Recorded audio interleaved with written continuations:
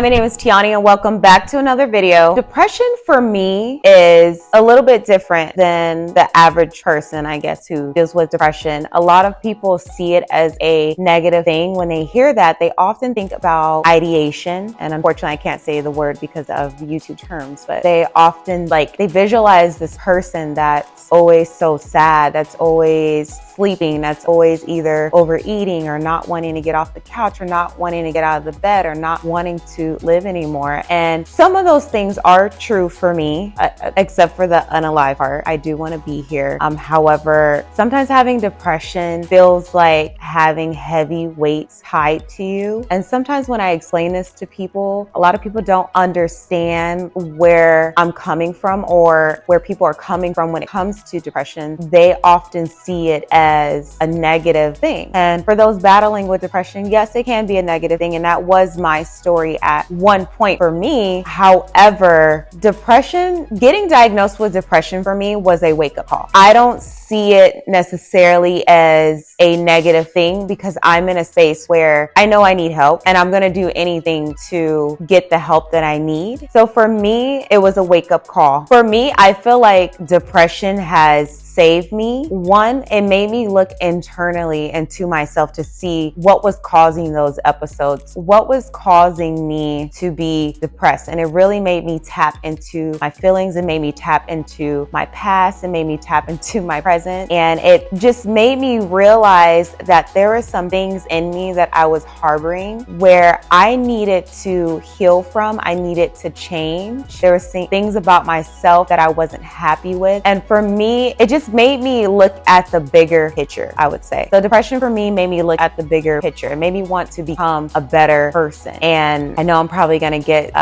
some comments on this video. It made me look at the cause of my episodes. Like I had to ask these questions like, why am I feeling depressed? And oftentimes when I asked myself that question, I couldn't answer it. But then when I started writing down all the things that were bothering me, all the things that were hindering me from becoming the person I wanted to be, then I realized like, okay, these are things that are triggering my episodes. And I started writing down solutions to that. Like, what can I do to get here? I'm here, but I want to be here. And writing down those things and just looking internally truly helped me strive. A lot of people ask me like, how did I stay on course with losing 85 pounds? One of the things I had to do was tap into myself. A lot of people, they want to blame everything else and they don't look within themselves to see, okay, what can I do better? How can I be better? What can I do differently to get out of this episode? Another thing that I realized that was triggering was my environmental factors. Now, there was a few friends that I had in my life where I felt like I couldn't be myself. I felt like even when I did show up as myself in this friendship, I felt belittled. I felt like I couldn't be myself because when I was myself, how I was as a person was tested, if that makes any sense. Like I felt like, I don't know, there was like this negative connotation there as far as certain things I would do in my life. I would get criticized by these friends. I would tell them my goals and they'll be like, oh, why are you doing that? Why are you, blah, blah, blah? You know, like they just weren't supportive. I felt really small in those relationships. I felt unseen. I felt unloved. And I didn't realize that my environmental factors was one of the things that was causing me to have depressive episodes. And I realized this because there would be certain times these friends would call or I would hang out with them. And then after I spoke with them or hung out with them, I would feel drained. My body would feel tired. I would need a nap. And I felt like this heaviness over me every single time I was with them. And it also some family members included. So I feel like my depression saved me. It not only did it make me look internally, but it made me look at the environmental factors that was triggering those episodes. And so once I changed all my environmental factors and I either eliminated those people from my life or I kept them at bay or I did not see them often, I would see them maybe like once a year, if that, I noticed that my mood started to change. I started to feel happier. You really need to be around people who are going to uplift you. And I'm not saying that you also need to be around people who are always going to agree with you and be happy all the time. You need those real friendships, the friendships that support you when needed, the friendships that help you grow, the friendships where they can give you, like the friendships where they can tell you something that's unfavorable and be like, hey, T, you know what? You did this, and you respect their opinion. The friendships where you can be in a room with them and your body doesn't feel triggered when you're around them. You need to be around the people who are going to love you wholeheartedly, who's going to have your best interest at heart. And me being at this big old age, like I should know this information already. However, I didn't realize that certain people in my life were really the cause of certain episodes. I was listening to this podcast and it was talking about like changing your environmental factors and how certain people drain you. Certain people keep you where you're at, and certain people actually cause you to have depression. So having depression actually made me eat better. Certain foods kept me like sad. It kept me drained. And I noticed that a lot of people my age who are in their mid-30s, they always say things like, oh, I can't eat like this anymore. And I have to kind of like, I don't think it comes with age, because when I was eating junk food in my early 20s, I felt like crap too. I always went to sleep in. I went to sleep in until 1 and 2 in the afternoon. And I don't think we noticed it back then because we were in our 20s. That's how we thought we were supposed to be. But your body is telling you, hey, can we eat less of this? So I was looking into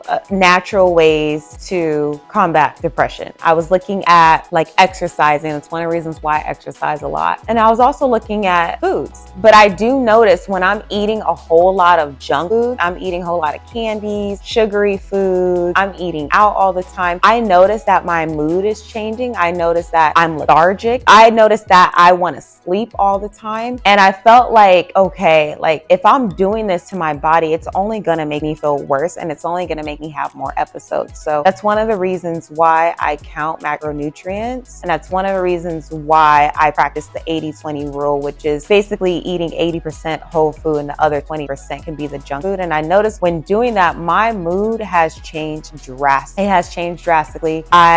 Don't get me wrong, like there are some days where I do struggle. However, when I'm more on point than not, like my mood is just so much better. It's a huge difference. So I challenge you guys to change your eating habit if you guys are dealing with this, or even not even if you're dealing with depression. If you're feeling lethargic every day and you're wondering why, like how come I'm so tired? How come like it's 10 o'clock and I'm already ready for bed? I challenge you to change your nutrition. You don't have to count calories or anything like that. Just swap out some foods. Throw more veggies. If you don't eat a lot of veggies, throw more veggies into your meal. Just do some simple swaps and do this for like 90 days and see how you feel. Trust me, it's going to be a mood booster. This one's a little controversial, but I feel like having depression has helped me lose weight. And I say this because I was reading that weight could also be a contributing factor to having this. So it made me want to change just everything. I'm like, okay, in the beginning of my weight loss journey, I was like, I'm going to lose this weight. I'm going to start exercising. I'm going to start eating better and just take it day by day. And even after losing 85 pounds now, I still deal with episodes. However, they are less now than what they were before. And I have noticed an overall difference between eating better, losing weight. I have a lot more energy. I have less episodes, and I'm also going out a lot more than what I usually do. Because I used to hibernate like a little bear. Like I did not want to go out, but I'm noticing that after the weight loss, it's like night and day. My mood is night and day. And like I said, I'm having a lot less episodes than I was before. And another thing where I feel like depression has saved me was just being more accountable for my actions and my faults. Just basically how my actions were a contributing role to my episode. There are some things in my life where it's like, okay, this is my fault. I can clean this up. And a lot of people, they like to not be accountable for their wrongdoing. They don't like to say, hey, I was at fault for this, or hey, the reason why I'm in this space right now is because of me. So it really made me dive in inwardly and looking at things that are triggering to you. So it goes back to number one that I talked about in the beginning of the video. I feel like when you're not accountable for your actions, you're not going to grow. You're not going to reach levels that you want to reach. So I feel like although some people may see depression as a bad thing to have, and for a lot of people that I know that are dealing with it, for some of them it is extremely bad. Like they're not where I'm at. And then there's some people I know that are where I'm at. They're continuously fighting each day. They're continuously thriving each day and just finding new ways to navigate. I don't feel like having a mental illness is a death wish. I don't feel like having a mental illness can be necessarily a negative thing. If you found a way to navigate through this, you'll be in a better space. And sometimes it's hard for me to talk about like my mental illness because, especially in the Black community, a lot of people in my community would say, you know, stop saying you have that. You're not receiving that. Like, make sure you pray about it. And praying about it is great, but I also can't ignore how I'm feeling and how I'm struggling every single day. You can pray and you can put actions to it. I can't just pray and put no actions and act like it's not there, because it's only going to get worse. So for me, having this mental condition has actually helped in my favor because I had to do the internal work to get to where I'm at. And I'm here on this channel just to say you can still reach your goals with mental illness. Don't let anybody make it seem like this is a death wish or this is an end all for you. You can break barriers with anything. Trust me, we will find a way. People have found a way to get through so many things. Why can't we get through or reach our goals and our accomplishments with having a mental illness? And that's where I'm going to leave this video. If you like this video, make sure you hit that like button, and I'll see you in the next one. Bye.